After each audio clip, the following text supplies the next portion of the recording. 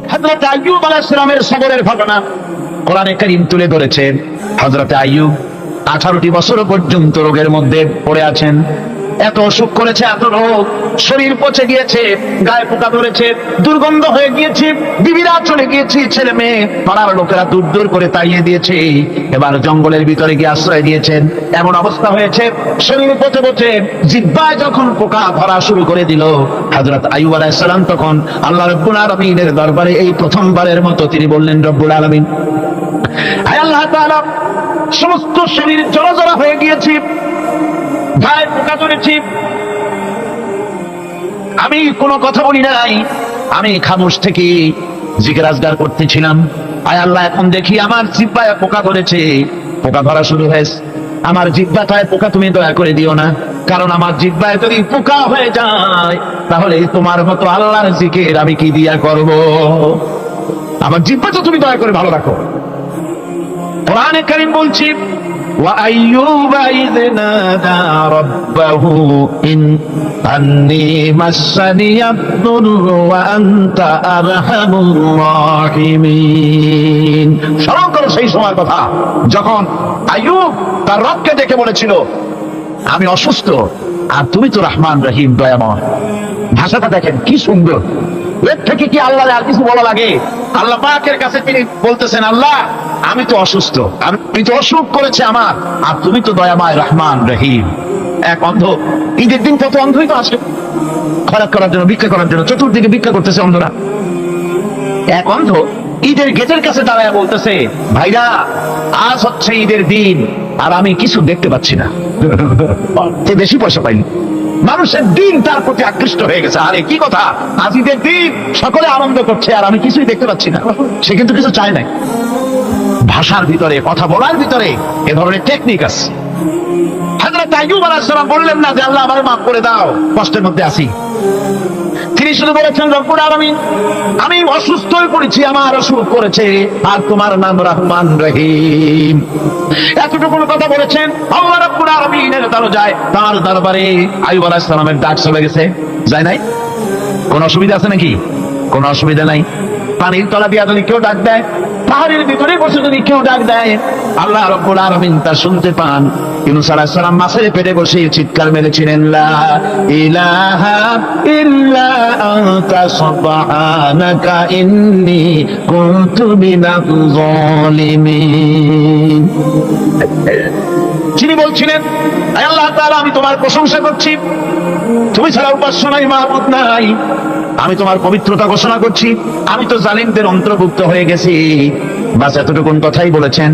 আল্লাহ পাক বলছেন, ইউনূসের ডাক তো কেউ শোনে নাই, পানির মধ্যে কেউ শোনে নাই, জমিনের কেউ শোনে নাই, মহাশূন্যের কেউ শোনে নাই, কিন্তু মাছের পেটের ভেতরে থেকে, গভীর অতল দরিয়ার তলদেশ থেকে মাছের পেটের ভিতরে বসে আমার ইউনূস যে ডাক দিল, ওই ডাক আমি আরশের মালিক আমি শুনতে পেয়েছি, আর সঙ্গে সঙ্গে জবাব দিয়েছি।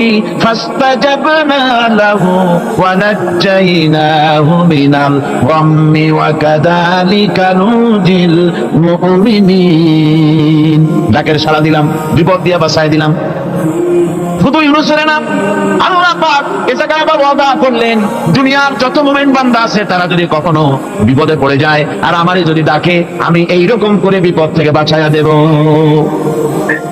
আইয়ুব আলাইহিস সালাম যখন আল্লাহ রাব্বুল আলামিনের কাছে ফরিয়াদ করলেন, আল্লাহ পাক তখন বলছেন, কোরআনে কারীম বলছে, ফাস্তাজাবনা লাহু ফাকাশাফনা মা বিহি মিন দুররিন ওয়া আতাইনাহু আহলাহু ওয়া মিসলাহুম মাআহুম রাহমাতাম মিন ইনদিনা ওয়া যিকরা লিল আবিদিন। আমি আইয়ুবের দোয়া কবুল করে নিলাম। শুধু তার পরিবার বর্গই দিলাম না, বরং আরো কিছু নিয়ামত আমি তাকে দান করে দিলাম। এবং তাই জন্য, যেহেতু তারা ছিল আমার অনুগত বান্দা, আমার বাধ্যগত, আমি এই জন্য রহম করেছি, সমস্ত রোগ শোক আমি মাফ করে দিয়েছি। আমাদের সামান্য একটু জ্বর হয়, যদি 2-3 দিন জ্বর হয়েছে, জ্বর ছাড়ে না, বলে যে এত ভালো ভালো কাজ করি তারপর আমার এত জ্বর হওয়া লাগে, অমুকরা এত পাপ করে, তা তো কিছুই হয় না। আরে আল্লাহ আমার চোখে দেখলো, আমার বড় ওষুধ, আমার ওষুধ ছাড়ি না। ভাইরা, আপনি ঠিক পান না যে কি গুণ আপনি করেন। কোরআনে কারীম বলছি, وما أصابكم من مصيبة فبما كسبت أيديكم ويعفو عن كثير যত বিপদ তোমাদের উপর আছে সব দুই হাতের কামাই করা। আর আমি তো অনেকগুলো ক্ষমা করে দেই, তোমরা যত পাপ করো আকাম করো সবগুলির শাস্তি যদি দুনিয়ায় দিতাম সাহস করার সময় পেতে না। অসুখ হলেই অধৈর্য হয়ে যেও না, ধৈর্য ধরো। আল্লাহ পাক বলেন শুধু আইয়ুব নয়, ওয়া ইসমাঈল ওয়া ইদরিস ওয়া যাল কিফলি কুল্লুম মিনাস সাবিরিন। এইভাবে করে ইসমাঈল, ইদ্রিস, যুলকিফল সবাই ছিল ধৈর্যশীল। জনগণ সুবহানাল্লাহ, ধৈর্যের চরম পরাকাষ্ঠা ছিলেন তিনি। কোরআনে কারীম নবীদের এই কথাগুলি আমাদের শোনাচ্ছেন। হযরত ইয়াকুব আলাইহিস সালাম কলিজার টুকরা সন্তান হযরত ইউসুফ আলাইহিস সালামের জন্য তার মনটা পাগল ছিল।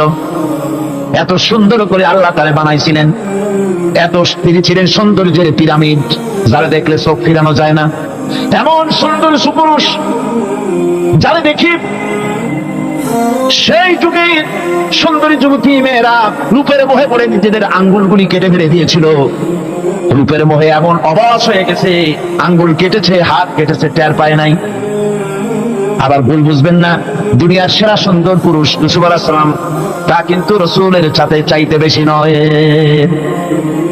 হযরত উম্মুল মুমিনিন আয়েশা রাদিয়াল্লাহু তাআলা আনহা তিনি বলেছেন, যেই সব সুন্দরী রমণীরা ইউসুফ আলাইহিস সালামকে দেখে রূপের মোহে পড়ে নিজেদের আঙ্গুলগুলো কেটে ফেলেছিল, ওরা যদি আমার হাবিবকে দেখতো, ওরা যদি আল্লাহ রাসূলকে দেখতো, তাহলে হাত কাটতে কাটতে কোন ফাঁকে কলিজা কেটে ফেলে দিত, ওরা টের পেত না। আবার বন্ধুগণ, হযরত আইয়ুব আলাইহিস সালাম সন্তানের মায়া, অন্যান্য ভাইরা হিংসায় পড়ে গেল, তারা নিয়ে তাকে কুয়ায় ফেলে দিল। সেখান থেকে তারা একটা ছাগল বা কোনো পশু জবাই করে তার রক্ত মাখাইয়া জামা এনে হাজির করে দিল হযরত ইয়াকুব আলাইহিস সালামের সামনে, যে তারে নিয়ে খেলা করতে গিয়েছিলাম, আমরা খেলায় লিপ্ত ছিলাম, বাগে খাইয়া ফেলাইছে।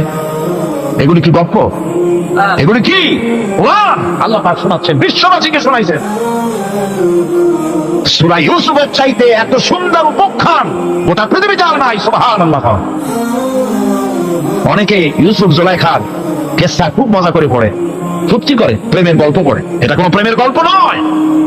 ইউসুফ আলাইহিস সালাম, জুলাইখা ইউসুফ আলাইহিস সালামের জন্য কাঁদতে কাঁদতে চোখ কানা হয়ে গেছে। এরপর ইউসুফ আলাইহিস সালাম জুলাইখারে পাওয়ার জন্য পাগল হয়ে গেছে। নাউজুবিল্লাহ, এটা হয়নি কখনো। তিনি আল্লাহর পয়গম্বর। আর আল্লাহ কেমনে তারে বাঁচিয়েছেন? যখন জুলাইখা ঘরের ভিতরে সুন্দর করে যৌন উন্মাদনামূলক চিত্র অঙ্কিত করে ঘরের মধ্যে আটকায় দিয়েছে, তালা লাগায় দিয়েছে, আর নিজে যৌন উদ্দীপক কাপড় চোপড় করেছে না পরার মতোই। সে যুগের সুন্দরী মেয়ে জুলাইখা, তার কুপ্রবৃত্তিকে চরিতার্থ করার জন্য আহ্বান করা হয়েছে। হযরত ইউসুফ আলাইহিস সালাম লক্ষ্য করে দেখলেন এমন জায়গায় এখান থেকে পালাবার তো পথ নাই, দরজা বন্ধ করে দিয়েছে। তিনি শুধু তখন কেবলমাত্র আল্লাহ রাব্বুল আলামিনকে ভয় করলেন।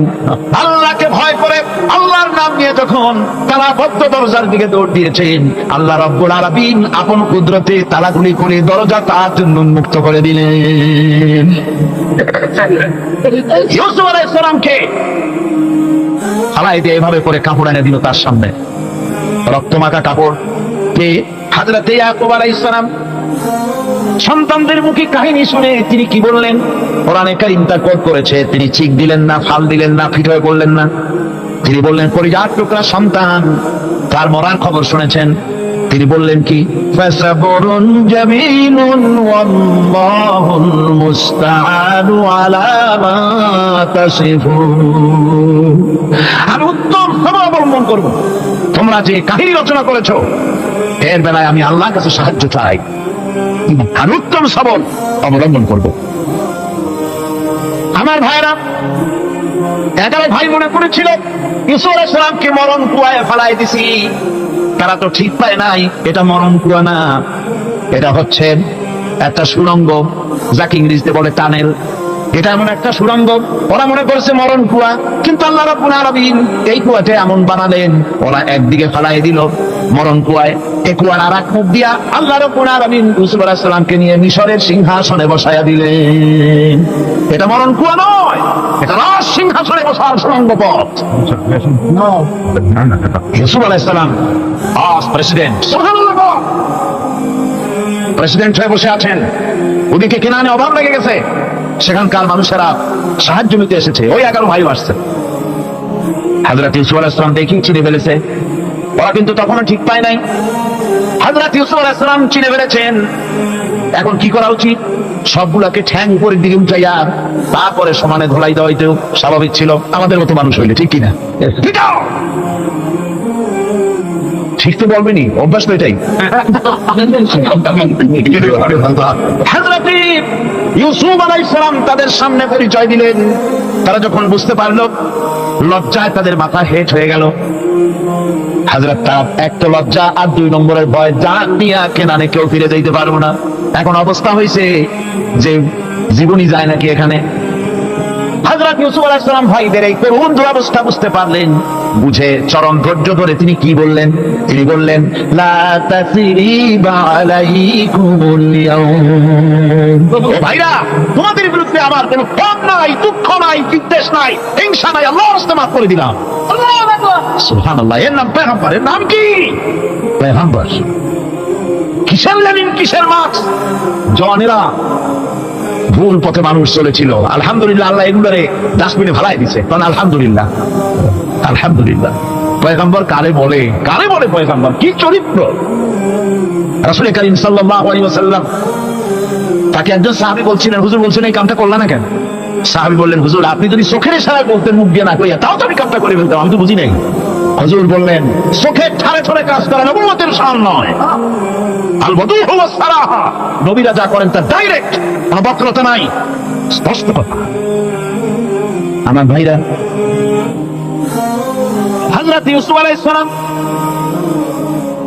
বিনিয়ামিনকে কাছে নিয়ে পরিচয় দিলেন তার ভাইদের সামনে। কোরআনে কারীম বলছে, ক্বালা আনা ইউসুফ ওয়া হাদা আখি قد من الله علينا إنه من يتقي ويصبر فإن الله لا يضيع أجر المحسنين। আমি ইউসুফ, আর এই হচ্ছে আমার ভাই। আল্লাহ আমাদের উপর ইহসান করেছেন। প্রকৃতপক্ষে যারা আল্লাহকে ভয় করে এবং সবর ইখতিয়ার করে, আল্লাহ এভাবে তাদেরকে, তাদের আমলকে নিষ্ফল হতে দেন না। আমার এই জামাটা নিয়ে যাও। হযরত ইয়াকুব আলাইহিস সালাম, কলিজার টুকরা সন্তান ইউসুফ আলাইহিস সালামের বিরহ যন্ত্রণায় ছেলেকে কতদিন দেখে না, কাঁদতে কাঁদতে চোখ দুটো অন্ধ হয়ে গেছে। মিশর থেকে কেনানের দিকে জামা রওনা হয়েছে। কোথায় মিশর, কোথায় কেনান? জামা যখন রওনা হয়ে গেছে, হযরত ইয়াকুব বলতেছেন, আমি যেন আমার ইউসুফের গন্ধ নাকে পেতেছি। জামা চলে এলো, চোখের উপরে রাখলেন, আল্লাহ রাব্বুল আলামিন তাকে চক্ষুষ্মান বানায়া দিলেন। ভাইরা আমার, পয়গম্বরেরা সবর করে গোটা দুনিয়ার মানুষের সামনে দৃষ্টান্ত সেট করেছে সবরকারী হন। আমার ভাইরা, হযরত ইব্রাহিম আলাইহিস সালামের কথা আল্লাহ পাক কোরআনে কারীমে বলছেন সবরকারী কয়, দেখো শেখো সবরকারী কয়। আল্লাহ পাক বললেন, ইব্রাহিম, তোমার বিবি আর তোমার নবজাতক এই সন্তানকে রেখে আসো মক্কা নগরীতে। তিনি চলে গেলেন, সেখানে ঘর নাই, বাড়ি নাই, কিচ্ছু নাই, চতুর্দিকে ধুধু বালু আর মরুভূমি। হযরতে হাজরা বলছেন, ইব্রাহিম, সামান্য পানি আর খাবার দিয়া আমার সন্তান শুদ্ধ এখানে রেখে দিতেছো, আমি কি অপরাধ করেছি? কোনো জবাব নাই। 2বার 3বার বলার পরে হাজরা বলছেন, ইব্রাহিম গো, তবে কি আমার আল্লাহর হুকুম মতো আমারে রেখে যাচ্ছ নাকি? হযরত ইব্রাহিম আকাশের দিকে আঙ্গুল উঁচু করলেন। কথা বলবেন, বাক শক্তি বেরোচ্ছে না। 80 বছর বয়সের সময় একটা বাচ্চা আল্লাহ তাআলা দিয়েছেন। আর এমন বাচ্চা, পয়গম্বরের ছেলে, কি সুন্দর চারা, মরুভূমির উপরে ফালাই দিয়ে আসো। ফালাই দিয়ে রওনা হয়ে যাচ্ছেন, মুখ দিয়ে কথা সরছে না, আকাশের দিকে দেখালেন। হযরত হাজরা বুঝতে পারলেন। হযরত হাজরা বলেন, ইব্রাহিম, কোনো চিন্তা নাই, নিশ্চিন্ত মনে বাড়ি ফিরে যাও। আমি আমার আল্লাহর উপরে এতটা ভরসা করি, আল্লাহর হুকুমে যদি আমার এখানে রেখে যেয়ে থাকো, ওই আল্লাহ পাক আমাকে আর আমার কলিজার টুকরা ইসমাইলকে পানিতে আর খাবারে মারবেন না, অবশ্যই তিনি ব্যবস্থা করবেন। ব্যবস্থা হয়ে গেল, হযরত ইসমাইল বড় হয়ে গেলেন। আল্লাহ পাক অর্ডার করলেন, জবাহ করো ছেলেকে। হযরত ইব্রাহিম আলাইহিস সালাম যখন জবাহের প্রস্তাব করলেন, হযরত ইসমাইল তা আপত্তি করতেন, বাবাজি আমার মায়ের আর আমাকে বাচ্চা অবস্থায় ফেলে গেলেন, খাবার দেন নাই, পরার দেন নাই, বছরের পর বছর আমাদের এখানে কাটলো, দেখতেও আসেন নাই, আজ আসছেন জবাহ দিতে, এটা কেমন কথা? কি ধরনের বাপ আপনি? এরকম বলছে নাকি? এরকম বলছে। হযরত ইব্রাহিম আলাইহিস সালাম প্রস্তাবটা কিভাবে পারলেন? আল্লাহ পাক কোরআনে কারীমে দৃষ্টান্ত রেখে দিয়েছেন। আল্লাহ পাক বলছেন, হযরত ইব্রাহিম ছেলেকে বললেন, ইয়া বুনাইয়া, ইয়া বুনাইয়া, হে আমার কলিজার টুকরা লাডলা, হে আমার কলিজার টুকরা সন্তান, ইন্নী আরা ফিল মানাম আন্নী আযবাহুক, আমি স্বপ্নে দেখছি আমি যেন তোমাকে জবাহ করতেছি, ফানজুর মাযা তারা, তোমার রায় কি বলো? আমি তো স্বপ্নে দেখছি যে আমি তোমার জবাহ করতেছি, এখন তোমার রায় কি, তোমার মত কি? হযরত ইসমাঈল আলাইহিস সালাম শুনিয়া দিলেন দৌড়, নাকি না? হযরত ইসমাঈল আলাইহিস সালাম ধৈর্যের প্রতীক, তিনি কি কথা বললেন? তার মুখের কথা কোরআন শরীফ আল্লাহ পাক উঠায় দিলেন। হযরত ইসমাঈল বললেন, ইয়া আবাতি ফাআল মা তু'মারু সাতাজিদুনি ইনশাআল্লাহু মিনাস সাবিরিন, হে আমার পিতা, আপনি যে ব্যাপারে আদিষ্ট হয়েছেন আপনি তা পালন করুন, অবশ্যই আমাকে ধৈর্যধারীদের মধ্যে পাওয়া যাবেন। সুবহানাল্লাহ। এক বর্ণনায় এসেছে, হযরত ইসমাঈল বললেন, আব্বাজান আমি ধৈর্যধারীদের ভিতরে আমারে পাবেন, তবে জবাহ করার আগে আমার হাত পাটা একটু বেঁধে নেন, কারণ জবাহের যন্ত্রণায় আপনার গায়ে যদি আমার হাত পা লেগে যায় তো বেয়াদবি হয়ে যেতে পারে, আর আমি মরে আমার জবাহ হয়ে যাওয়ার পর আমার রক্ত মাখা জামাটা নিয়ে আমার মা হাজেরারে দিবেন, কারণ তাকে মা বলবার মতো আর তো কেউ নাই। হযরত ইব্রাহিম তাকে বাঁধবার জন্য প্রস্তুতি নিলেন। হযরত ইসমাঈল বলছেন, আব্বাজান বাঁধবেন না, বাঁধার প্রয়োজন নাই। বলে, কেন? একবার বাঁধতে বললে আবার তুমি নিষেধ করছো কেন? ছেলে বলছেন, আব্বাজান বাঁধবো না এই জন্যে, হয়তো কিয়ামতেই প্রশ্ন উঠতে পারে যে আল্লাহর হুকুমে রাজি ছিল না বলে হাত পা বাঁধে জবাহ করছে, আমি এই সুযোগ দিব না, আপনি জবাহ করেন, আমি এতটুকু নড়াচড়া করবো না। ধৈর্যের চরম প্রতীক হযরতে ইসমাঈল আলাইহিস সালাম দেখাই দিয়েছেন ধৈর্য কারে কয়। আমার বন্ধুগণ, এই পৃথিবীর সবচাইতে ধৈর্যের বড় প্রতীক হতেছেন ইমামুল মুরসালিন, আশরাফুল আম্বিয়া, সাইয়্যিদুল মুরসালিন, জনাবে মুহাম্মাদুর রাসূলুল্লাহ সাল্লাল্লাহু আলাইহি ওয়াসাল্লাম। আমার বন্ধুগণ, সবচাইতে বড় ধৈর্যের প্রতীক তিনি। কাউকে একটা গালি দেন নাই জীবনে, কাউকে ঠাট্টা করেন নাই, কাউকে মারেন নাই, কারো মনে দুঃখ দেন নাই, তিনি দুঃখ পেয়েছেন, তিনি কাউকে দুঃখ দেন নাই, তিনি কষ্ট পেয়েছেন, কাউকে কষ্ট দেন নাই। আমার ভাইয়েরা, তায়েফের ময়দান, আমার নিজের চোখে তায়েফে যেদিন আমি তায়েফ দেখলাম, আমি তায়েফে ঢুকেছি, জীবনে কোনোদিন যাই নাই, রমজান মুবারকে আমি সেখানে গেলাম, আমাকে বসার জন্য তারা নিয়ে যাবে, আমি বললাম আগে বসবো না, আমারে আগে নিয়ে যাও, আমার নবীকে কোন জায়গায় ওরা মেরেছিল সে জায়গাটা দেখাও। তায়েফের সেই গলিতে যখন আমি গিয়েছি, দুই দিকে পাহাড় দাঁড়ানো, তায়েফের লোক আমার সাথে ছিল, তারা বললো এই জায়গাটা প্রথম যেখানে চতুর্দিক থেকে নবীজিকে পাথর মারছিল আর আল্লাহ নবী বেহুশ হয়ে পড়ে গিয়েছিলেন। 3টা দিন না খাওয়া, হযরতে খাদিজা নাই, আবু তালিব নাই, মক্কায় জায়গা নাই পা রাখার। নবীজি 3টা দিন ঘুরলেন। নেতারা বলল, তুমি যদি নবী হবে তো এতিম হলে কেন? আল্লাহ নবী বানাবার জন্য কি একটা ধনী মানুষ পায় না? তোমার মতো এতিম আর গরিবের নবী বানাইলো কেন? আল্লাহ নবী 3 দিন পর যখন দেখলেন কেউ দাওয়াত শোনে না, কেউ মানে না, কেউ গ্রহণ করে না, তখন তিনি নেতাদের অনুরোধ করলেন, ঠিক আছে দাওয়াত তো কবুল করলাম না, তবে একটা কাজ করো, অন্তত আমি যে তায়েফে আসছিলাম এই খবরটা মক্কায় দিও না, ওরা আরো অত্যাচার বাড়ায় দেবে। এই কাফিরগুলি খবর তো মক্কায় পাঠালো, আর সমস্ত যুবকদেরকে লেলিয়ে দিল। যুবকেরা চতুর্দিকে দাঁড়াইছে, রাসূলকে পাথর মারা শুরু করে দিল। আমি যখন রেল লাইনের থেকে হাঁটি, যখন রেল লাইন কোনো সময় দেখি, রেলের পাথরগুলি, রেল লাইনের পাথরগুলি দেখলি আমার মাথায় যেন কেন তাইফের কথা বলে এসে যায়।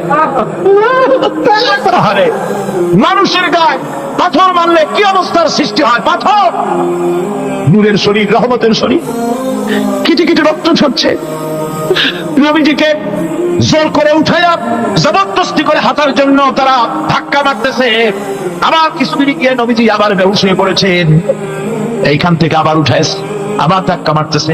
3 নম্বরের আরেকটা জায়গা আছে যেখানে ভাঙ্গা একটা মসজিদ। তাইফের লোকেরা আমাকে বললো এই জায়গাটা হলো শেষ জায়গা যেখানে রাসূল কারীম তৃতীয়বারের মতো বেহুশ হয়েছিলেন, এখানেই হুজুরের রক্ত ঝরেছে বেশি। 2 রাকাত নামাজ পড়লাম, সিজদায় পড়ে এমন কান্না কাঁদলাম আল্লাহর কাছে। নবীজি যখন হুঁশ এসেছে, হযরতে জিবরাইল বলেন, ইয়া রাসূলুল্লাহ, আপনার এই কষ্ট দেখে ফেরেশতারা কাঁদতেছে, আপনি অনুমতি দিয়ে দেন এই 2 পাহাড়কে মিলাইয়া সমস্ত তায়েফবাসী কাফেরগুলি মাটির সাথে মিশাইয়া দেই। নবীজি বললেন, জিবরাইল, আমি যদি হুকুম করি আর আমার হুকুম মতো যদি এই কাম করো, একটা কাফেরও যদি না বাঁচে তাহলে কার মুখে পৌঁছাবো লা ইলাহা ইল্লাল্লাহু মুহাম্মাদুর রাসূলুল্লাহ। আমার ভাইরা, হযরত সাল্লাল্লাহু আলাইহি ওয়াসাল্লাম উঠে বসলেন। এমন সময় হযরতে যায়েদ শরীরের রক্তগুলি মুছে দিতেছেন। রাসূল সাল্লাল্লাহু আলাইহি ওয়াসাল্লাম বসে 2খানা হাত উত্তোলন করলেন। নবীজির চোখ থেকে পানি গড়ায় পড়তেছে। আরে কেউ নাই, আল্লাহ ছাড়া কেউ নাই সাহায্য করার। নবীজি হাত তুলে মুনাজাত করতেছেন, চোখ দিয়া পানি পড়ে দাড়ি ভিজে পড়তেছে, গায়ে দিয়া রক্ত ঝরতেছে। নবীজি কি দোয়াটা করলেন? বদদোয়া করলেন না, গজব দিতে বললেন না। নবীজি দোয়া করলেন, রব্বুল আলামিন, এই তাইফের লোকেরা আজকে আমার সাথে যে ব্যবহারটা করেছে, ওরা বোঝে নাই যে আমি তোমার নবী, ওরা বোঝে নাই যে আমি তোমার রাসূল। না বুঝে আমার উপরে যে অত্যাচারটা করলো, আল্লাহ তুমি এই জন্য রাগ করে এই তাইফে তুমি গজব দিও না। আল্লাহ পাক পরবর্তী সময় হুজুরকে স্মরণ করাই দিলেন, ওয়া মা আরসালনাকা ইল্লা রাহমাতান লিল আলামিন। ও নবী, আপনি হচ্ছেন আমার সমস্ত সৃষ্টি জগতের জন্য, আপনি আমার বাবা, আমার গোটা বিশ্বের জন্য আপনার, আমার সৃষ্টি জগতের জন্য আপনি আমার করুণা। একটা রাসূলের এই কষ্ট দেখে বাগান থেকে 1 গ্লাস আঙ্গুরের শরবত এনে হাজির করেছে। এত কষ্টের পর 3 দিনের না খাওয়া আঙ্গুরের একটা শরবত পাইয়া হুজুর খুব খুশি হলেন। শরবত গ্লাস পান করে হুজুর বলছেন, তোমার নাম না আফতাস? তিনি বলছেন, হ্যাঁ হুজুর, আমার নাম আফতাস। তোমার বাড়ি না ইউনূস আলাইহিস সালামের গ্রামে? বলে, হ্যাঁ, আমার বাড়ি সেই গ্রামে। তা আপনি কি করে জানলেন আমার নাম আফতাস আর আমার বাড়ি ইউনূস আলাইহিস সালামের গ্রামে? আপনি জানলেন কি করে? হুজুর বললেন, আমি নবী, হযরত ইউনূস নবী, একজন নবীর খবর আর একজন নবীর কাছে থাকে। রাসূল করিম সাল্লাল্লাহু আলাইহি ওয়াসাল্লাম সবর ইখতিয়ার করেছিলেন, ধৈর্য অবলম্বন করেছিলেন, আর আল্লাহ পাক তাকে নির্দেশ করেছেন, সবর করো। واتبع ما يوحى إليك واصبر حتى يحكم الله। তুমি কেবল সেই জিনিসের অনুসরণ করো যা আমি তোমার প্রতি অবতীর্ণ করেছি। আমি আপনার উপরে যেটা অবতীর্ণ করেছি ওটা অনুসরণ করুন, আর সবর ইখতিয়ার করুন যতক্ষণ না আল্লাহর পক্ষ থেকে চূড়ান্ত ফয়সালা না আসে। ধৈর্য ধরুন, ধৈর্য ধরুন। আমার ভাইরা, কাফেরদের নির্যাতনের মোকাবেলায় আল্লাহ পাক তার হাবিবকে সান্ত্বনা দিয়েছেন। যখন কাফেররা নির্যাতন করতেছে, হারে হযরতে বেলাল নির্যাতিত, হযরতে সুমাইয়া নির্যাতিতা, হযরতে খাব্বাব, হযরতে হুবায়ব, হযরতে আম্মার রিদওয়ানুল্লাহি তাআলা আলাইহিম আজমাইন এত মার হতেছে। হযরত ওমর হযরতে খাব্বাব রাদিয়াল্লাহু তাআলা আনহুকে খোলা গায়ে দেখে বলছিলেন, খাব্বাব রে, তোমার পিঠে এত গর্ত কেন? এত গর্তওয়ালা পিঠ তো আমি মানুষের দেখি নাই, এত চিকুন কোমরওয়ালা মানুষ তো দেখি নাই। তিনি বলেছেন, ওমর, তুমি কি ভুলে গেছো? ইসলাম কবুল করার অপরাধী কাফির বেঈমানেরা আগুন জ্বালাইয়া আগুনের উপরে আমাকে চিৎ করে শোয়াছে। আমি যেন নড়াচড়া করতে না পারি সেজন্য আমার বুকের উপরে পাথর চাপা দিয়ে রেখেছিল। গায়ের চর্বি আর রক্ত গলে গলে পড়ে আগুন নিবেছে, আর আগুন গোশত পুড়ে যে পিঠের মধ্যে প্রবেশ করেছিল আজও পর্যন্ত পিঠের সেই গর্ত সেরে যায় নাই। এভাবে অত্যাচার হচ্ছে সাহাবীদের উপর। আল্লাহ রাব্বুল আলামিন তার হাবিবকে সান্ত্বনা দিলেন, ওয়াসবির ওয়া মা সাবরুকা ইল্লা বিল্লাহি ওয়া লা তাহজান আলাইহিম ওয়া লা তাকু ফি গায়তিন মিম্মা ইয়ামকুরুন। হে রাসূল, সবরের সাথে কাজ করতে থাকুন, আপনার এই সবরের তৌফিক তো আল্লাহই দিয়েছেন। আর ওদের সমস্ত ষড়যন্ত্র, ওদের অপকৌশলে আপনি দুঃখিত হবেন না, চিন্তা করবেন না, ভারাক্রান্ত হবেন না। আপনি নিশ্চিত থাকুন। واصبر لحكم ربك فإنك بأعيننا।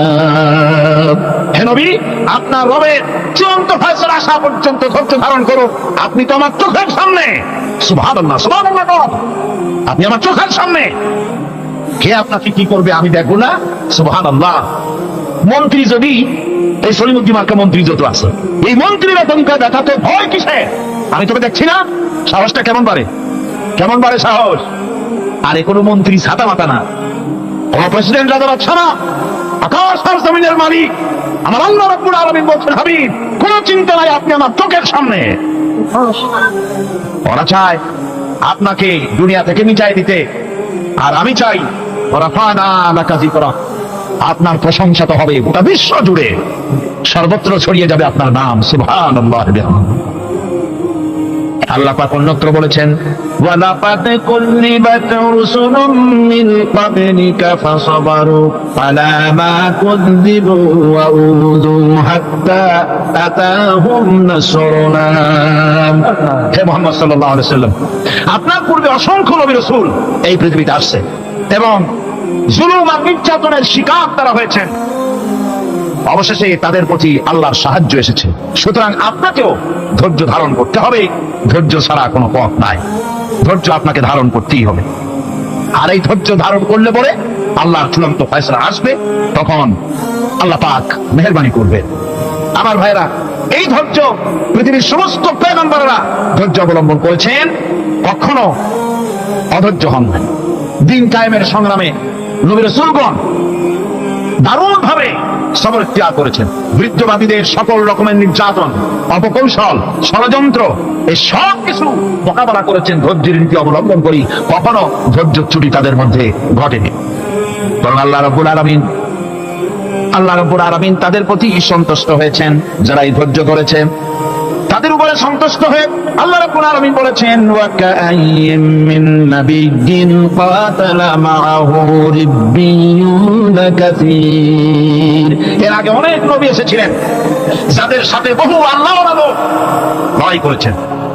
فما وهنوا لما أصابهم في سبيل الله وما ضعفوا وما استكانوا।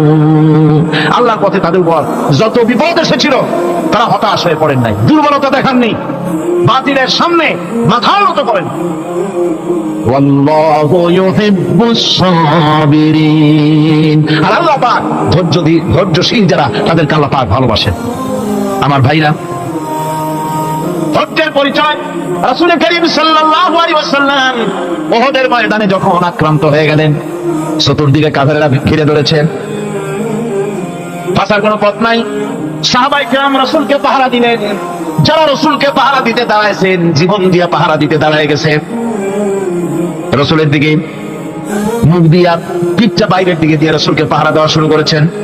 হুজুরকে পাহারা দিতে যারা দাঁড়িয়েছিলেন, কাফের কর্তৃক নিক্ষিপ্ত কি তীরগুলি এসে যখন বিঁধতে ছিল, শুধু একজন সাহাবী হযরত তালহার পিঠের ভিতরে রাসূলকে হেফাজতের জন্য 80টা তীর একজনের পিঠের মধ্যে দিয়ে তুলেছে। এক অসতর্ক মুহূর্তে নবীজির জানদান মুবারক শহীদ হয়ে গেল, শিরস্ত্রাণ ভেঙে গেল, লোহার কড়া প্রবিষ্ট হয়ে গেল কপালের ভিতরে। হুজুর মাথা ঘুরে পড়ে গেলেন। হযরত আবু উবাইদা রাদিয়াল্লাহু তাআলা আনহু হুজুরের মস্তক মুবারককে করে নিয়ে তারপরে বহু কষ্ট করে মাথা থেকে লোহার কড়া বের করলেন। এবার ওই কড়ার ছিদ্র দিয়ে রক্ত আসতেছে, মুখ দিয়ে রক্ত পড়তেছে, দাড়ি ভিজে যাচ্ছে। বুখারী শরীফে এসেছে, আল্লাহর নবী দুইখানা হাত নিজের চেহারার উপরে মলে আনে টাটকা রক্ত চোখের সামনে দেখে বলছেন, আরে এই কওমের ফালাক কি করে হবে, এই কওমের মুক্তি কি করে হবে, এই কওমের নাজাত কি করে হবে, যে কওম তার নবীর চেহারা রক্ত দিয়ে আল্লাহর বাড়াইয়া দিল। নবীজি বললেন, আল্লাহুম্মা গফিরলি কওমি ফাইন্নাহুম লা ইয়ালামুন। আয় আল্লাহ পাক, আমার এই কওম বুঝতে পারে না, ওদেরকে মাফ করে দাও। খবর ছড়িয়ে গেল নবীজি শহীদ হয়ে গিয়েছেন। খবর ছড়িয়ে গেল চতুর্দিকে, মদিনায় খবর ছড়িয়ে গেল। মানুষ পাগলের মতো দৌড়ানো শুরু করে দিল। এক মেয়ে লোক দৌড়াচ্ছে, ওহদের দিকে। কয়েকজন সাহাবীর সঙ্গে দেখা, তারা জিজ্ঞেস করলেন দৌড়াও কেন, মহিলা যাও কই? কয় ওহদের দিকে যেতেছি। কয় যায় তো কোনো লাভ নাই, যেহেতু তোমার যে স্বামী এসেছিলেন জিহাদের ময়দানে তিনি তো শহীদ হয়ে গেছেন। মহিলা বলতেছে কে শহীদ হয়েছে শুনতে চাই না, আগে বলো নবীজি কেমন আছে। আবার কিছুক্ষণ পর আর কয়েকজনের সঙ্গে দেখা, তারা বলছে মেয়ে লোক দৌড়াও কই? যাচ্ছি ওহদের দিকে। তারা বলছেন যে কোনো লাভ নাই, তোমার যে দুইটা কলিজার টুকরা সন্তান ওহদে এসেছিল দুটোই শহীদ হয়ে গেছে। মা বলতেছে ও সাহাবী কে শহীদ হয়েছে শুনতে চাই না, তাড়াতাড়ি করে বলো আল্লাহর নবী মুহাম্মদ রাসূলুল্লাহ সাল্লাল্লাহু আলাইহি ওয়াসাল্লাম কেমন আছেন। দৌড়াতে দৌড়াতে ওহদের মাঠে সাহাবায়ে কেরাম পরিবেষ্টিত আল্লাহর নবীর কাছে গিয়ে হুজুরের জীবিত চেহারা মুবারকের দিকে তাকায়া মেয়ে লোকটি কাঁদতেছে আর বলতেছে ইয়া রাসূলুল্লাহ, আমার স্বামী মারা শোক, আমার কলিজার টুকরা দুইটা সন্তান মারা শোক, আমার কলিজা থেকে মুছে গেছে, আপনি বেঁচে আছেন তামাম মুসলমানদের চাইতে বড় সান্ত্বনা আর নাই।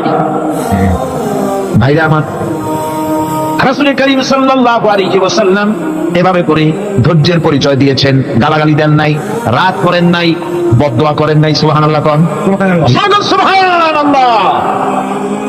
ভাইরা আমার, এই সবর এমন মহান বৈশিষ্ট্য এর মধ্যে রয়েছে, জিহাদের ময়দানে যদি লোক কম হয় আর যদি তাদের মধ্যে সবর থাকে, বেশি সংখ্যক লোকের উপরে আল্লাহ পাক সবরকারীদেরকে বিজয়ী করে দিবেন। কোরআনে কারীমে রব্বুল আলামিন বলেন কাম মিন ফিয়াতিন কালিলাতিন গালাবাত ফিআতান কাসীরাতাম বিইذনিল্লাহ ওয়াল্লাহু মা'আস সাবিরিন। এমন ঘটনার বহু নজির আছে যে কম সংখ্যক লোকেদের উপরে আল্লাহ পাক, বেশি সংখ্যক লোকেদের উপর আল্লাহ পাক কম সংখ্যক লোকদেরকে জয়ী করে দিয়েছেন। আর আল্লাহ আছে ধৈর্যশালীদের সাথে। আল্লাহ আছে কাদের সাথে? দেখেন না বদরের কামটা, বদরের ময়দান 313 জন মুসলমান, অস্ত্রপাতি নাই, সামান্য সামান্য অস্ত্র, আর কাফেররা এসছে হাজারেরও বেশি। আমার বন্ধুগণ, ধৈর্যের কত বড় কাম দিল, ধৈর্য ধারণ করেছেন তারা, আল্লাহর উপরে ভরসা করেছেন। আল্লাহ রাব্বুল আলামিন অস্ত্রের কাজ কি দিয়া করায় দিলেন। একজন সাহাবী এসে বলছেন হুজুর, জিহাদের ময়দান, ইসলামের প্রথম জিহাদ, আমার কাছে তো অস্ত্র নাই, মেহেরবানি করে একটা অস্ত্র আমারে দেন, আমি লাফায় পড়ি জিহাদের মধ্যে। হুজুর বলেন অস্ত্র তো আমার কাছে নাই, দিবটা কি? সাহাবী বলছেন হুজুর, অস্ত্র না থাকে যা পারেন তাই দেন, আপনার হাত দিয়ে যা দিবেন আমি দাঁড়ায় থাকতে পারবো না, জিহাদে আমাকে শরীক হতেই হবে। নবীজি কাছে পেলেন একখানা শুকনা খেজুরের ডালখানা তুলে সাহাবীর হাতে তুলে দিলেন। সাহাবী বলে রাসূলের হাতের দেওয়া শুকনা খেজুরের ডালটা নিয়ে আমি যখন কাফেরদের ভিড়ের মধ্যে ঝাঁপায় পড়ে যখন শুকনা খেজুরের ডাল দিয়ে আঘাত দিলাম, তখন ধারালো তরবারি দিয়ে আঘাত করলে যে কাম হয়, শুকনা খেজুরের ডালের আঘাতে কাফের দ্বিখণ্ডিত হয়ে জমিনে পড়ে গেল। ভাইরা আমার, আল্লাহ রাব্বুল আলামিন সবর যারা করে, সংখ্যা যদি কম হয় আল্লাহ পাক তাদেরকে বিজয়ী করে দেবেন, এই ওয়াদা আল্লাহ রাব্বুল আলামিন করেছেন। এই সবরের গুণ ছাড়া জান্নাতেও প্রবেশ করা যাবে না, সবর যদি না থাকে বেহেশতে যাওয়া যাবে না।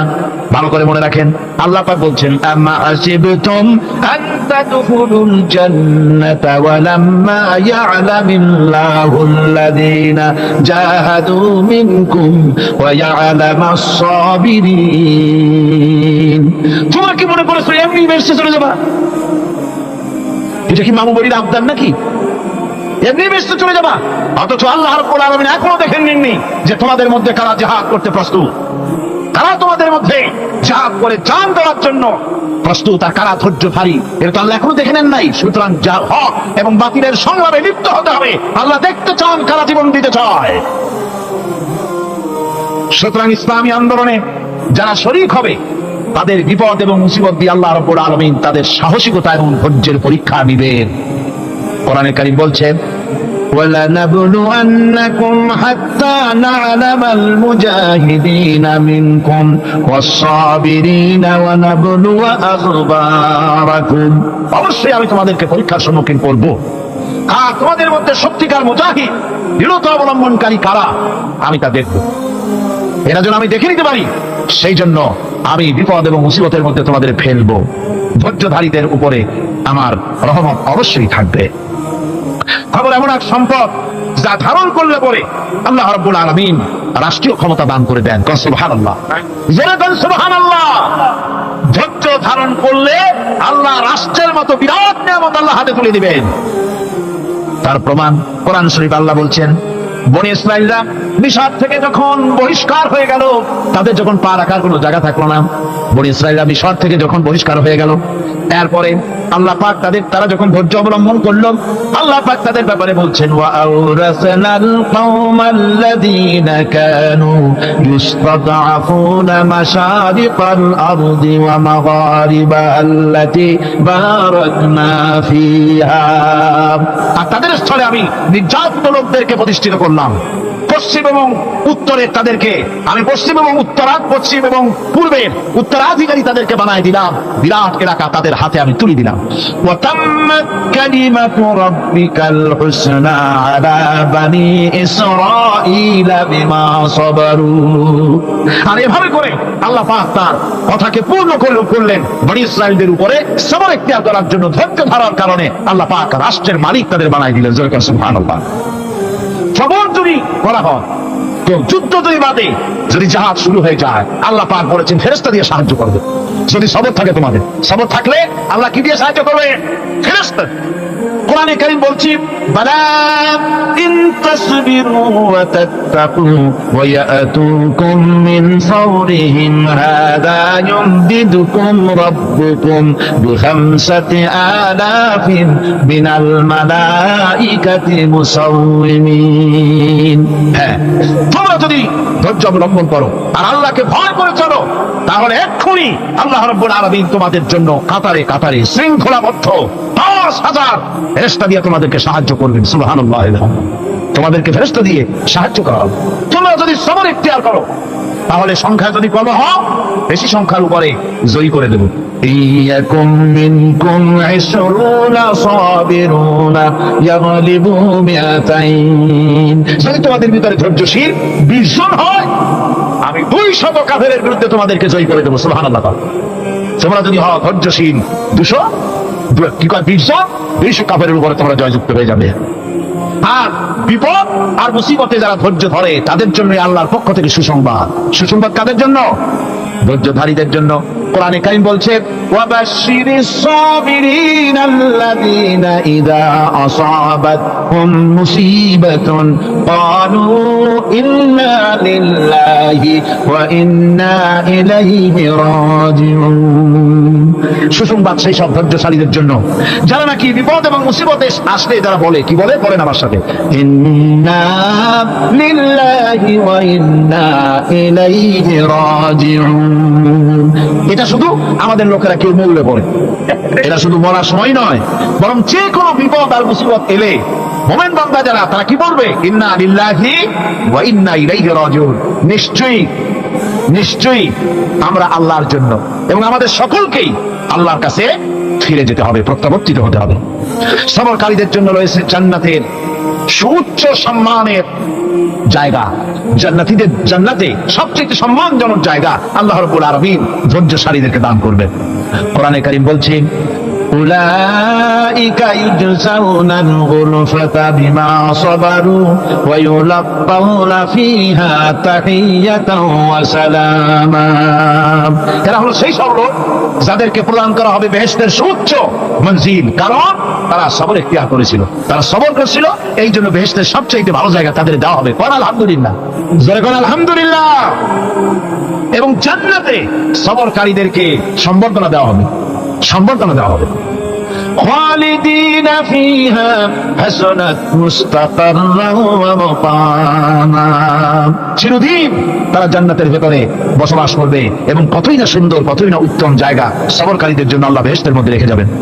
জান্নাতে প্রবেশ করার সাথে সাথে চতুর্দিক থেকে ফেরেশতারা ছুটে আসবে সবরকারীদের জন্য। ওয়াল মালাইকাতু ইয়াদখুলুনা আলাইহিম মিন কুল্লি বাব। চতুর্দিক থেকে ফেরেশতারা তাদেরকে ইস্তেকবাল করবে। কি বলবে? সালামুন আলাইকুম বিমা সাবারতুম ফানি'মা উকবাদ। তোমাদের প্রতি শান্তি বর্ষিত হোক, কারণ তোমরা পৃথিবীতে সবর অবলম্বন করেছিল।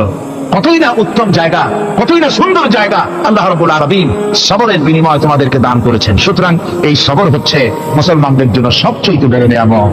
আজ আমার তো মনে হয় পৃথিবীতে মুসলমানরাই সবচেয়ে বেসবর। ট্রেনে যাবে, বসা নিয়ে বেসবর, টিকিট নিয়ে বেসবর, বাসের মধ্যে বেসবর, বাজারে যাবে বেসবর, স্কুলে যাবে বেসবর, যেখানে যান সব জায়গায় আমরা বেশি অধৈর্য, ঠিক কিনা কর? সামান্য সামান্য জিনিস নিয়ে ঝগড়া করা, মারামারি করা, এই হচ্ছে আমাদের ট্র্যাডিশন। ধৈর্য অবলম্বন করতে হবে জীবনের সকল ক্ষেত্রে। এই ধৈর্য আমাদেরকে রক্ষা করতে হবে। এই ধরনের ধৈর্য যদি আমরা অবলম্বন করতে পারি, তাহলে আল্লাহ পাক বলছেন উলাইকা আল্লাযীনা সাদাকু ওয়া উলাইকা হুমুল মুত্তাকুন। এরাই হলো ঈমানের দাবিতে সত্যবাদী। কোন আলহামদুলিল্লাহ। কারা কারা? না না, শুধু সবরকারী না। এই যে 10টা পয়েন্ট বলা হলো, কয়টা পয়েন্ট বলা হয়েছে? 10টি পয়েন্ট। সেই 10টি পয়েন্ট যারা পালন করবে এরা হলো ঈমানের দাবিতে সত্যবাদী, আর এরাই হচ্ছে প্রকৃতপক্ষের মুত্তাকি। আমরা মুত্তাকি বুঝি দাঁতে ছাতা, দাড়ি টাড়ি আশ্রয় না, জাব্বা জুব্বা গায়ে দিয়ে কোনো জায়গায় পড়ে থাকে, হ্যাঁ এটা ধরে মুত্তাকি, খুব পরেজগার। সালার সট্টার যদি পড়ে তাহলে তো আরো বড় পরেজগার। জি, আর যদি কাপড় চোপড় মোটেও না থাকে তাহলে তো খাতালো হয়ে গেল। আর আল্লাহ বলছে মুত্তাকি কারে কয়? শোনো, এরা কয় মুত্তাকি যাদের মধ্যে এই 10টা গুণ আছে। এই 10টি সত্য যদি সম্পাদন করতে পারি, যদি আমল করতে পারি, জীবন ধন্য হয়ে যাবে। সেই 10টি কথা আমি আবার আপনাদের স্মরণ পটে তুলে দিতে চাই, প্যাকেট করে পকেটে উঠাই দিতে চাই, যেন বাড়ি নিয়ে যেতে পারেন। 1 নম্বর হচ্ছে 10টি পয়েন্টের 1 নম্বর আল্লাহর প্রতি ঈমান।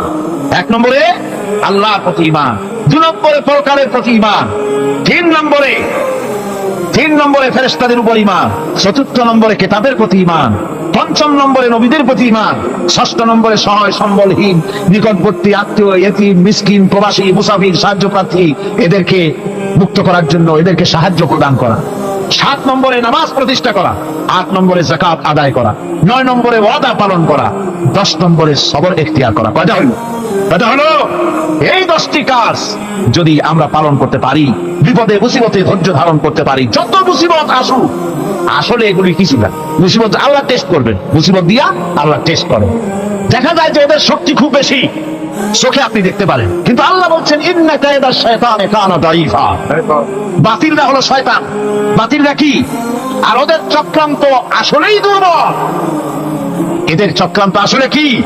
দুর্বল। কাজেই এগুলিকে ভয় করা যাবে না। বিপদে মুসিবতে ধৈর্য ধারণ করে যদি অগ্রসর হওয়া যায়, তো আল্লাহ রাব্বুল আলামিন এই 10টি পয়েন্ট যদি আমল করা যায়, দুনিয়ার শান্তি পাবো, আখিরাতেও শান্তি পাবো। যত মুসিবত আসুক, বিপদ আসুক, ধৈর্যের সাথে মোকাবেলা করতে হবে। ধৈর্যের অর্থ কি?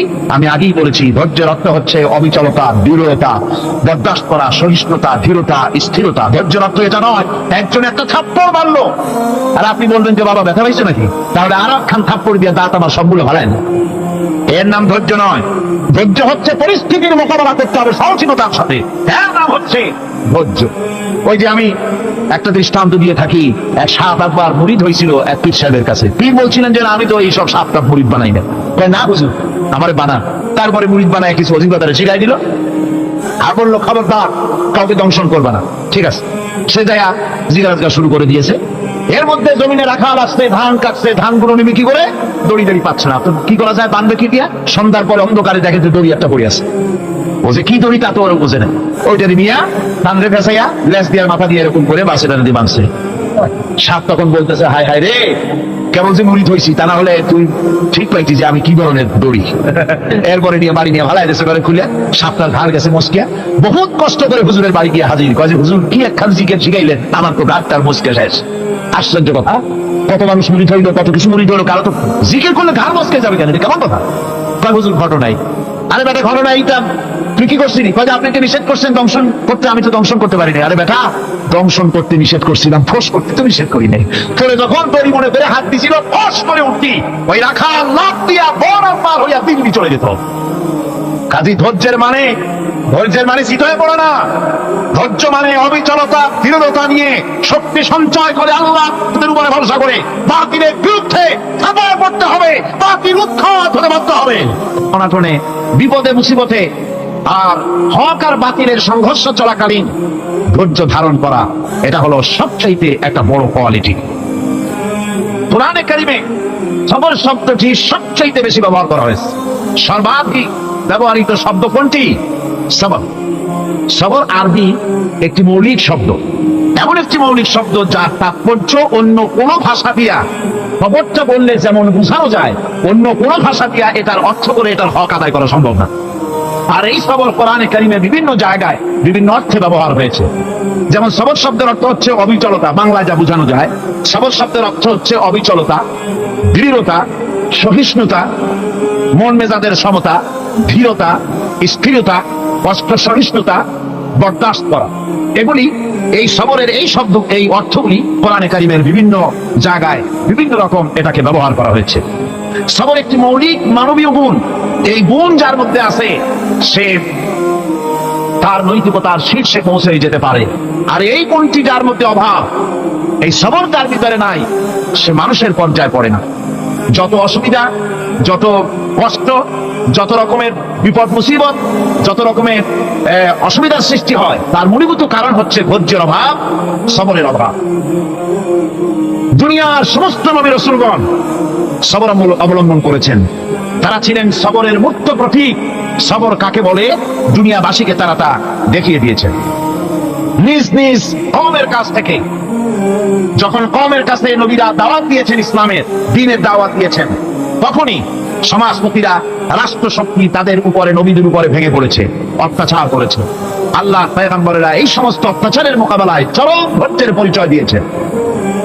কোরআনে কারিমে উল্লেখ করা হয়েছে অত্যাচারের মোকাবেলায় আম্বিয়া কেরাম যা বলেছেন সেটা হলো এই: وما لنا ألا نتوكل على الله وقد هدانا سبلنا।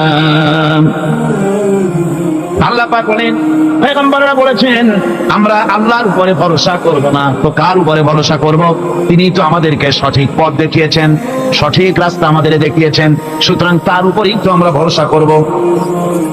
ولنصبرن على ما أذيتمونا وعلى الله فليتوكل المتوكلون।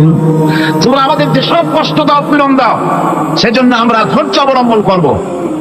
তোমরা আমাদেরকে কষ্ট দিচ্ছ, আমরা ধৈর্য অবলম্বন করব আর ভরসা করব কেবলমাত্র তার উপরে যে আল্লাহ রাব্বুল আলামিন আমাদেরকে নবী করে পাঠিয়েছেন। সেই ভরসা করতে হলে সেই আল্লাহর উপরেই তো ভরসা করা উচিত। আমরা সেই আল্লাহর উপর ভরসা করে আছি। তোমাদের যত খুশি আমাদের বিরুদ্ধে ষড়যন্ত্র করা, আমাদেরকে অত্যাচার করা। কোরআনে কারিমে হযরত হুদ আলাইহিস সালামের ঘটনা আল্লাহ রাব্বুল আলামিন এভাবে এনেছেন, তামাম এলাকার মানুষ তার বিরুদ্ধে ক্ষিপ্ত হয়ে গিয়েছে। সমাজের লোক, রাষ্ট্রশক্তি হযরত হুদ আলাইহিস সালামের উপর অত্যাচারের পাহাড় ভেঙে দিয়েছে। হযরত হুদ আলাইহিস সালাম একা মানুষ, সমাজের রাষ্ট্রশক্তির এই দুর্বিষণ দেওয়ার ষড়যন্ত্রের চ্যালেঞ্জ তিনি গ্রহণ করলেন। আর তিনি বললেন, তিনি যেটা বললেন আল্লাহ পাক কোরআনে তা কোট করে দিলেন। দুনিয়ার সমস্ত ইসলামী আন্দোলনের কর্মীদের জন্য আল্লাহ পাক কোট করে দিলেন, সমস্ত মুমিনদের জন্য তা উল্লেখ করলেন। হুদ আলাইহিস সালাম তিনি জাতিকে বললেন, ফাকিদুনি জামিআন তুম্মা লা তুনদিরুন। তোমাদের যত ক্ষমতা আছে সমস্ত ক্ষমতা নিয়ে আমার বিরুদ্ধে তোমরা ষড়যন্ত্র করো, আর আমাকে একাকী কোনো অবকাশ দিও না। আমি সেই আল্লাহ রাব্বুল আলামিনের উপরে ভরসা করেছি, যার কুদরতি হাতের ভিতরে আমার জান, আর গোটা পৃথিবীর সমস্ত প্রাণীর জান যার কুদরতি হাতের মধ্যে, যার হাতের ভিতরে গোটা পৃথিবীর সমস্ত জান, সে আল্লাহর উপরে ভরসা করেছি। যা খুশি তোমরা আমার বিরুদ্ধে করতে পারো। সুবহানাল্লাহ। এটার নাম হলো ঈমান, এটার নাম সবর, এটার নাম ধৈর্য। এই ধৈর্য আসে ঈমানে কামেল হলে পরে এবং আল্লাহর উপরে পরিপূর্ণ বিশ্বাস হলে পরে। যদি কারো দিনের মধ্যে কথা বিশ্বাস থাকে যে আমার জন্য আল্লাহর পক্ষ থেকে যদি কোনো বুলেট নির্ধারণ করা থাকে, গোটা বিশ্ব যদি আমাকে পাহারা লাগায়, ওই বুলেট থেকে আমাকে বাঁচাইতে পারবে না। আর আমার জন্য যদি একটা বুলেট আল্লাহ কর্তৃক নির্ধারিত থাকে, তাহলে গোটা পৃথিবীর মানুষ চেষ্টা করেও সেই বুলেট থেকে আমাকে রক্ষা করতে পারবে না। এটার নাম হচ্ছে ঈমান। এই ঈমান যখন মানুষের মধ্যে সৃষ্টি হয়ে যায়, তখন সে বিপ্লবী শক্তিতে পরিণত হয়ে যায়। তার কাছে ভয় বলে কোনো জিনিস থাকে না, যেহেতু সে তো ভরসা করেছে এমন শক্তির কাছে যার চাইতে প্রচন্ড ক্ষমতা আকাশেও কারো নাই, জমিনেও। তিনি কে? জোরে চিল্লায় বলেন, তিনি কে? আমার বন্ধুগণ, রাসূল কারীম সাল্লাল্লাহু আলাইহি ওয়াসাল্লাম হিজরতের রাতে সুর পাহাড়ের গারে সওরের কাছে যখন চলে গেছেন, ফজরের রক্ত হয়ে হয়ে আসতেছে, হযরতে আবু বকর রাদিয়াল্লাহু তাআলা আনহু বলছেন, হে আল্লাহর রাসূল, এখন আর অগ্রসর হওয়া ঠিক হবে না, বেলা উঠে গেলে ধরা পড়ে যাব, এখানে গুহা আছে, ভিতরে প্রবেশ করি। হযরতে আবু বকর রাসূলের সম্মতি পেয়ে হযরতে আবু বকর রাদিয়াল্লাহু তাআলা আনহু বলছেন, ইয়া রাসূলুল্লাহ, পাহাড়িয়া গুহা, সাপ বিচ্ছু থাকতে পারে, আমাকে অনুমতি দেন, আমি আগে ভিতরে ঢুকে সাফ করে আপনাকে ডাকি। ভিতরটা সাফ করে তিনি ডাকলেন। রাসূল করিম ভিতরে ঢুকে বলছেন, আবু বকর, পাহাড় বেয়ে বেয়ে বড্ড কষ্ট হয়েছে, একটু বসো, তোমার উরুর উপরে মাথা রেখে আমি একটু ঘুমাইয়া যাই। আল্লাহ নবী আরাম ফরমাচ্ছিলেন। সকালবেলায় কাফির বেঈমানরা যখন আস্তে আস্তে করে গুহা মুখে পৌঁছে গেছে, পায়ের চিহ্ন এখানে শেষ, তাদের নিশ্চিত ধারণা এর ভিতরেই নবীজি আছেন। বলছে, বেরিয়ে আসো। একজন বলে নাই, আর একজন বলে আছে, এভাবে তাদের মধ্যে দ্বিমত হয়ে গেল। হযরত আবু বকর বলছেন, ইয়া রাসূলুল্লাহ, আমরা তো ধরা পড়ে গেছি, আমাদের তো আর উপায় নাই, এই গুহাটা এতই অগভীর, শুয়ে যদি হাত উঁচু করা যায় উপর থেকে দেখা যায়, বসলে পরে মাথা দেখা যায়, ধরা তো পড়ে গেছি, উপায় নাই। আল্লাহর নবী তখন তার হাবিব, তার বন্ধুকে কি বললেন? বিশ্ববাসীর জন্য আল্লাহ পাক কোরআনে তা উঠায় দিলেন। নবীজি তার বন্ধুকে ডেকে বললেন, লা তাহজান ইন্নাল্লাহা মা'ানা, ও আমার সাথী, কোনো চিন্তা করো না, ভয় পেও না।